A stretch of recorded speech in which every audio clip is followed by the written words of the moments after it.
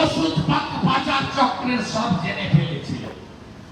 সন্দীপ ঘোষের কুকর্ম জেনে গেছিল, ড্রাগ র্যাকেট জেনে ফেলেছিল।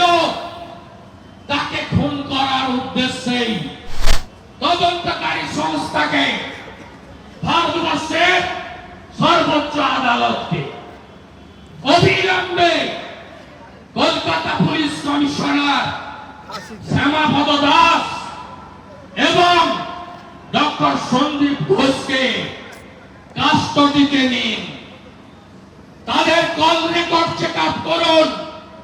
9 তারিখে সকালবেলা ডিএমই ডাক্তার সুশান্ত রায় কি করতে আর্জি করে এসেছিল, তার তো কোনো স্টেপ নেই।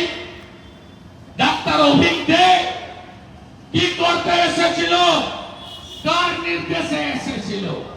হ্যাঁ, ন্যাশনাল টাস্ক ফোর্স হয়েছে। ডাক্তার, স্বাস্থ্যকর্মী, চিকিৎসা কেন্দ্রকে সুরক্ষিত করতে চায় ভারতবর্ষের সর্বোচ্চ আদালত। আর একটাও আর্জিকর চায় না ভারতবর্ষের সর্বোচ্চ আদালত। কিন্তু 9 তারিখের ঘটনা সর্বোচ্চ বিচার চাই। এটা একজনের কাজ নয়, একাধিক জনের কাজ। আমাদের ওই বোনটি ওষুধ পাচার চক্রের সব জেনে ফেলেছিল।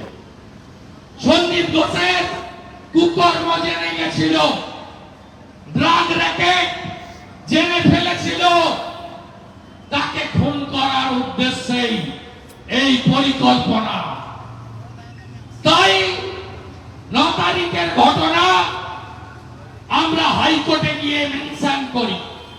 প্রধান বিচারপতি লিভ গ্র্যান্ট করে পরের দিন ফার্স্ট হিয়ারিং হয়। আমাদের পিটিশন, আমি ডক্টর অর্চনা মজুমদার, তরুণ জ্যোতি তেওয়ারি, আরেকটা পিটিশন কৌস্তব বাগচি সহ আরো একাধিক পিটিশন ছিল। আইনজীবী বিকাশ রঞ্জন ভট্টাচার্যকে একটার সময় যখন ফাইনাল হিয়ারিং হয় তখন তাকে ভোকালতনামা দেন, পরিবার যুক্ত হন।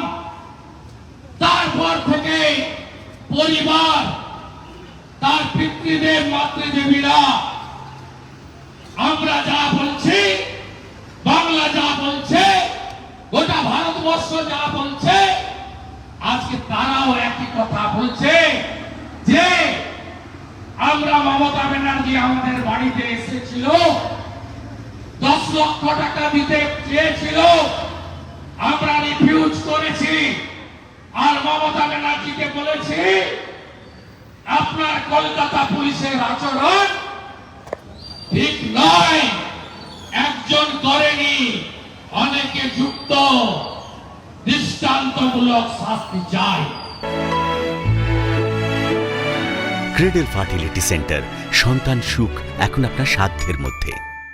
বিভিন্ন বিষয়ে ভিডিও পেতে চ্যানেল হিন্দুস্তানের ইউটিউব চ্যানেল সাবস্ক্রাইব করুন www.youtube.com/channelhindustan।